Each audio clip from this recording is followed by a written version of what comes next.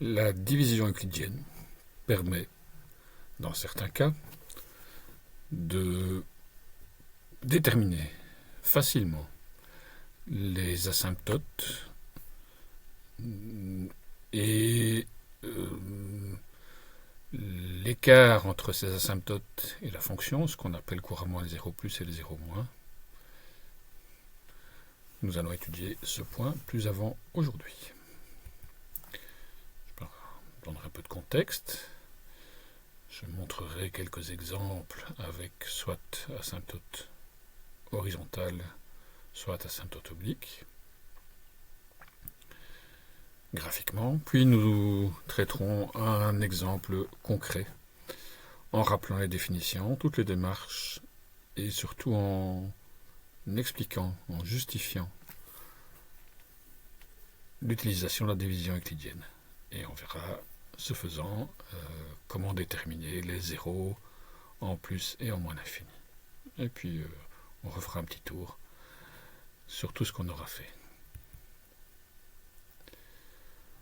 Donc, pourquoi et comment calculer une asymptote oblique?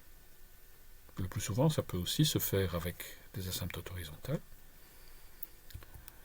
d'une fonction de type quotient de polynôme. Ce que nous allons voir avec la division euclidienne ne s'applique pas à d'autres cas d'espèce.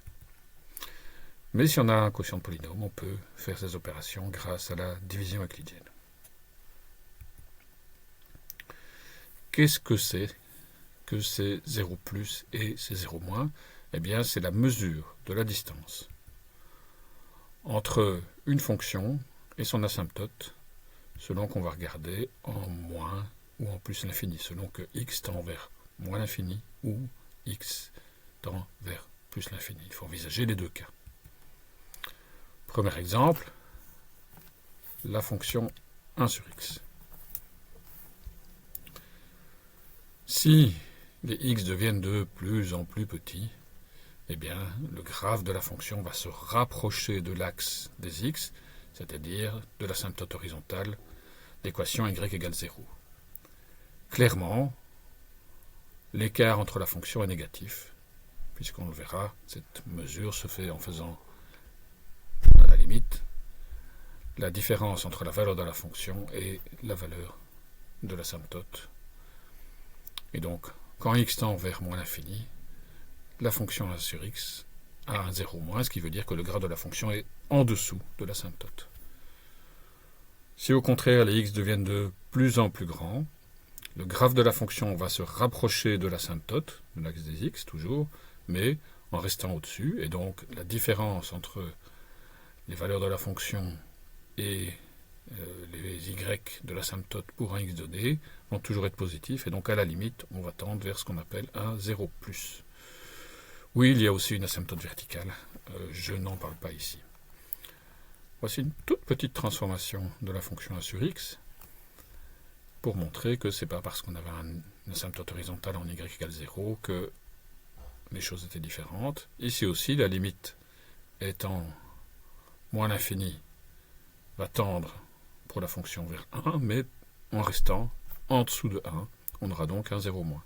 Au contraire, si les x grandissent, tendent vers plus l'infini, les valeurs de la fonction vont se rapprocher de 1, mais toujours par des valeurs supérieures, ce qu'on appelle un 0 plus, que j'ai indiqué ici. Voilà deux petits exemples d'asymptotes horizontales. Voici un exemple avec une asymptote oblique. Je n'ai pas écrit la fonction, ça ne nous intéresse pas ici. J'ai écrit l'équation de l'asymptote, c'est la droite x égale moins 4, asymptote oblique. Le graphe de la fonction se rapproche de cette asymptote en restant en dessous quand les x deviennent de plus en plus négatifs, donc quand x tend vers moins l'infini. C'est ce qu'on appelle un 0 moins. Au contraire, le graphe de la fonction se rapproche de l'asymptote, mais par au-dessus, par valeur supérieure, quand les x tendent vers plus l'infini, ce qu'on appelle un 0 plus. Encore un autre exemple. À nouveau, je n'écris pas d'équation. voilà l'asymptote oblique. L d'équation x, y égale x plus 2. Si les x tendent vers moins l'infini, deviennent de plus en plus négatifs, le graphe de la fonction se rapproche de l'asymptote par en dessous, c'est un 0 moins, comme précédemment.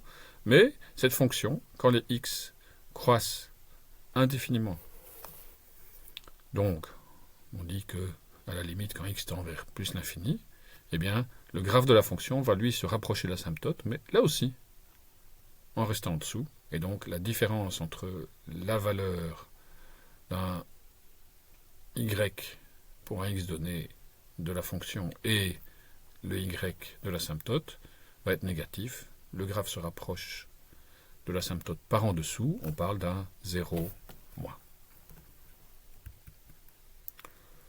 Bon, voyons quelles sont ces définitions de 0 plus et de 0 moins. Comment est-ce qu'on les obtient? Comment est-ce qu'on mesure cette distance entre le graphe de la fonction et l'asymptote? Eh bien, on fait la limite. Quand x tend vers moins l'infini, par exemple, de f de x moins l'équation de l'asymptote oblique ici. Ça me donnera soit un 0 plus, soit un 0 moins.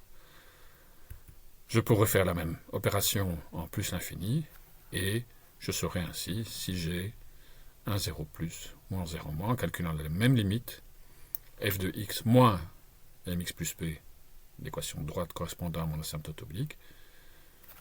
Je le redis, soit je veux voir ce qui se passe en moins l'infini, la limite quand x tend vers moins l'infini, soit je veux voir ce qui se passe en plus l'infini, la limite quand f de x tend vers plus l'infini.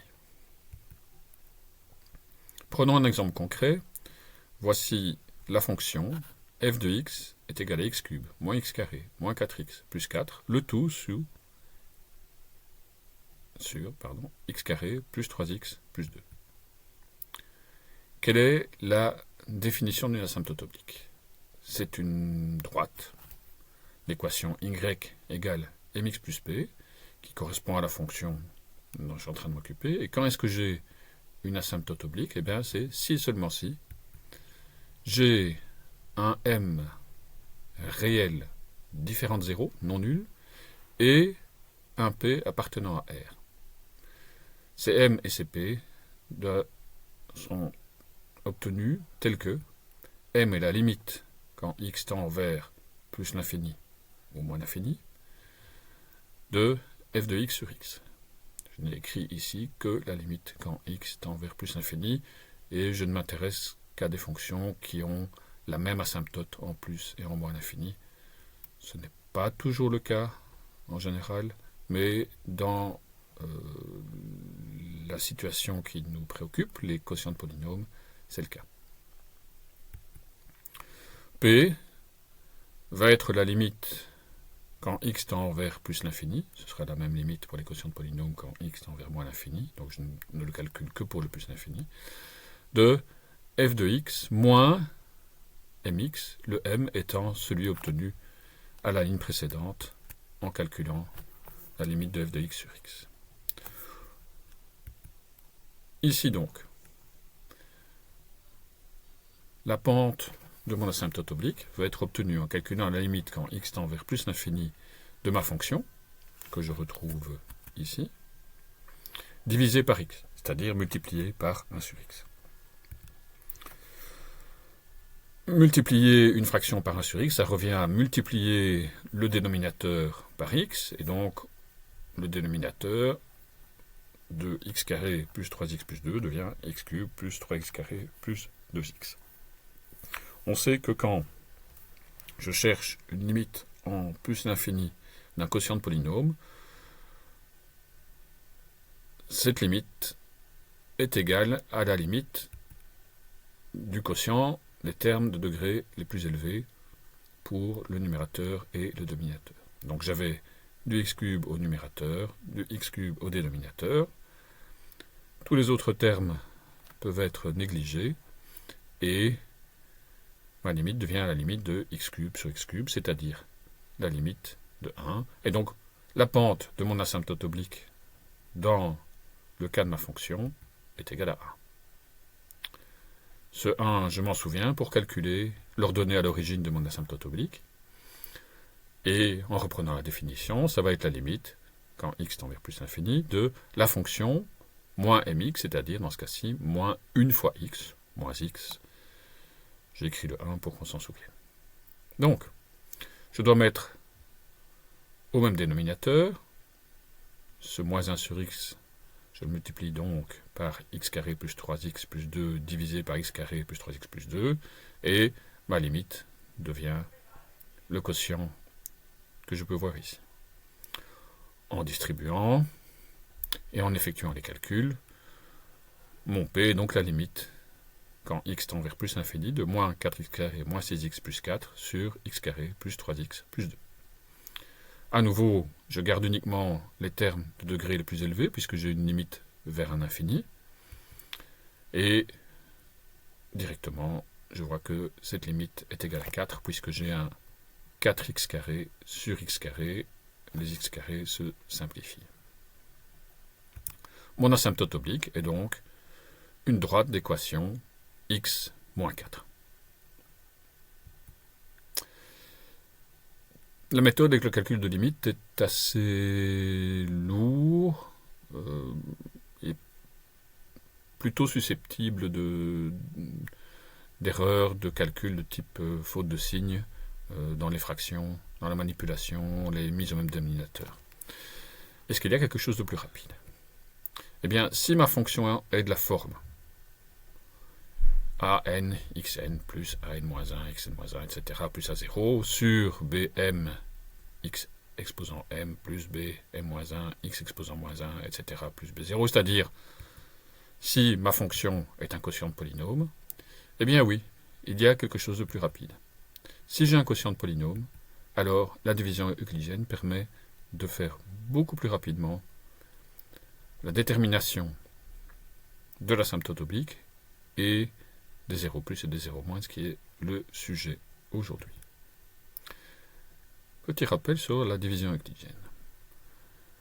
La division euclidienne, bien, c'est exprimer une division comme une combinaison de multiplication et d'addition. Le dividende est égal au quotient fois le diviseur plus le reste.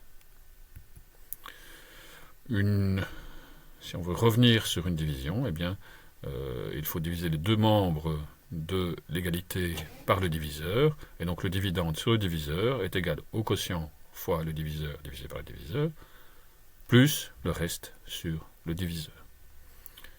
Et on arrive bien sûr à une simplification où le dividende sur le diviseur est égal au quotient, plus le reste sur le diviseur. Voyons maintenant un exemple numérique. Calcul trivial. 201 sur 10, presque sans réfléchir, c'est égal à 20,1. Effectuons le calcul avec la division euclidienne. Rappel, le dividende est égal au quotient fois le diviseur plus le reste. Donc, 201 est égal à 20 fois 10 plus 1. 201 est bien égal à 200 plus 1. En termes de fraction, 201 dixièmes est égal à 20 fois 10 sur 10 plus 1 dixième. 201 sur 10 est bien égal à 20 plus 1 dixième. C'est le résultat que nous avions énoncé au début, 20,1, et le résultat étant alors écrit sous la forme de nombre décimal.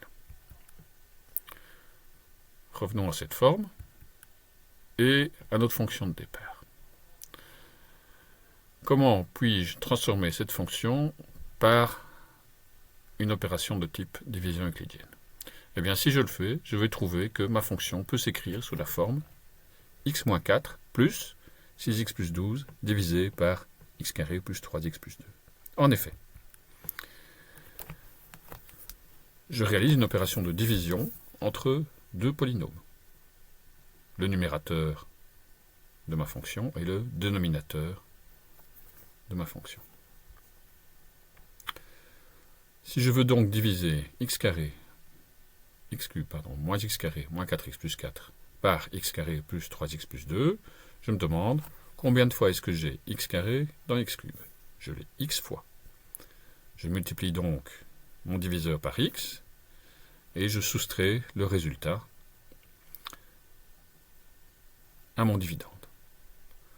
X fois x carré plus 3x plus 2, ça me donne x cube plus 3x plus 2x, et je dois soustraire ce résultat, donc moins x cube, moins 3x carré, moins 2x. Les termes moins x cube s'annulent. Moins 4x carré, moins 6x plus 4, j'ai fait descendre le 4. Combien de fois est-ce que j'ai x carré dans moins 4x carré? Je l'ai moins 4 fois. Et donc, on voit mon quotient apparaître, x moins 4. Moins 4 fois x cube plus 3x plus 2, résultat que je dois soustraire, devient plus 4x carré, moins 12, plus 12x plus 8. Effectivement, les termes en x carré se simplifient. Moins 6x plus 12x, 6x, plus 4 plus 8 plus 12. Le quotient est moins 4, le reste est 6x plus 12. X cube moins x carré moins 4x plus 4 est bien égal à x cube plus 3x plus 2 fois x moins 4, le tout plus 6x plus 12.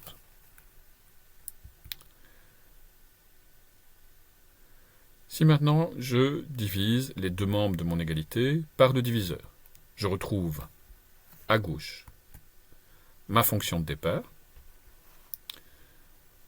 mon asymptote oblique, on le sait déjà, et un terme qui est le reste de la division euclidienne sur le diviseur. 6x plus 12 divisé par x carré plus 3x plus 2.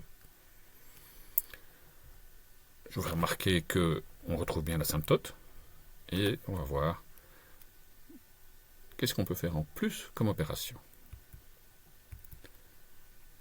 Je peux, par exemple, transférer dans le membre de gauche de mon égalité l'équation de mon asymptote. Et donc j'ai ma fonction moins l'équation de l'asymptote qui est égale à 6x plus 12 divisé par x carré plus 3x plus 2. Revenons à notre sujet, la détermination des 0 plus et des 0 moins. Je sais que pour ce faire, je dois calculer la limite de f de x moins l'équation de mon asymptote. La limite en plus l'infini va me donner un 0 plus ou un 0 moins. La limite en moins l'infini va me donner un 0 plus ou un 0 moins, mais je devrais faire le calcul. Ça me donnerait lieu à beaucoup de développement avec des mises au même dénominateur. Mais juste avant, je vais transférer l'équation de mon asymptote dans le membre de gauche de mon équation. On a exactement ce qui est utile pour calculer la limite qui se trouve ci-dessus. En effet, si j'ai cette égalité, je peux affirmer que la limite du membre de gauche est égale à la limite du membre de droite quand x tend vers plus ou moins l'infini dans les deux cas. Et donc, la division euclidienne m'a permis de déterminer rapidement ce terme dont je vais calculer la limite et qui va me permettre de savoir est-ce que le graphe de ma fonction se rapproche de l'asymptote par au-dessus ou par en dessous?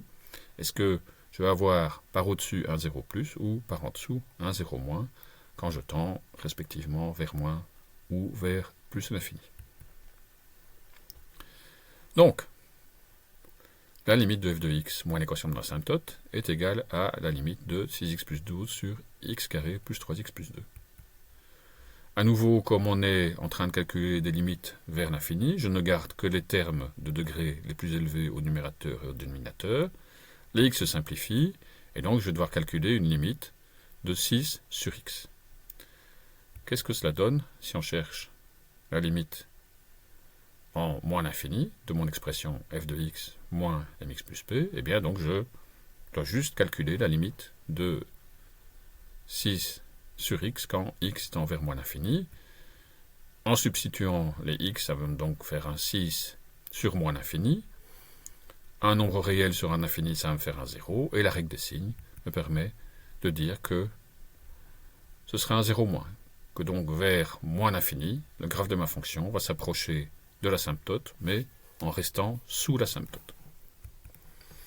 De même, la limite en plus l'infini, en substituant, va être égale à 6 divisé par plus l'infini et donnera lieu donc à un 0 plus. Là, le graphe de ma fonction va s'approcher de l'asymptote, mais en restant au-dessus de l'asymptote. Allons voir à quoi cela correspond. En fait, un des graphes que j'avais utilisé comme exemple au début était précisément celui de la fonction qui nous intéresse. J'ai supprimé les nombres correspondant aux abscisses et aux ordonnées sur les axes pour rendre les choses plus lisibles. Effectivement, ma fonction qui obéit à l'équation y est égale x cube moins x carré moins 4x plus 4 divisé par x carré plus 3x plus 2. Le graphe de cette fonction est sous l'asymptote x égale moins 4 quand les x deviennent de plus en plus négatifs, on a un 0 moins, et au contraire, si les x grandissent, croissent indéfiniment à la limite quand x tend vers plus l'infini, le graphe de ma fonction se rapproche de l'asymptote, mais avec un écart qui lui va être positif. On aura un 0 plus.